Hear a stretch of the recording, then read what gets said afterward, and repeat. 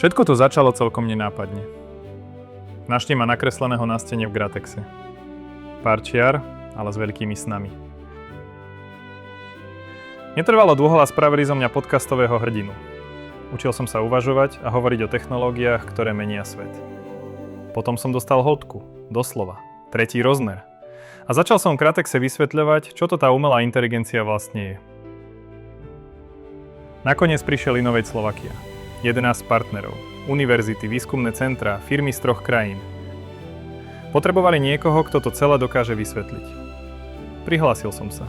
Trochu som narástol, obliekol som si farby konzorcia.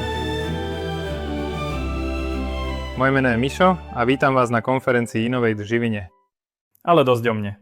Dnes tu nie som kvôli sebe. Som tu kvôli práci. Rok uplynul rýchlo a veľa sa udialo. Možno si pamätáte, ako sme predčasom hovorili o semenách budúcnosti a o odvahe snívať. Od inteligentného riadenia energií v budovách, cez bezpečnejšie cesty vďaka AI videniu, až po inovácie v poisťovníctve a automatizáciu tvorby softvéru. Už to nie sú vízie, sú to prvé výsledky a dnes vám ich moji kolegovia predstavia. Za každým z výsledkov stojí jeden spoločný základ. Náš prístup je jasný. Ethics by design. Budujeme technológie, ktorým môžete dôverovať, pretože sú navrhnuté tak, aby slúžili ľuďom. Prajem vám príjemný deň, plný inovácií.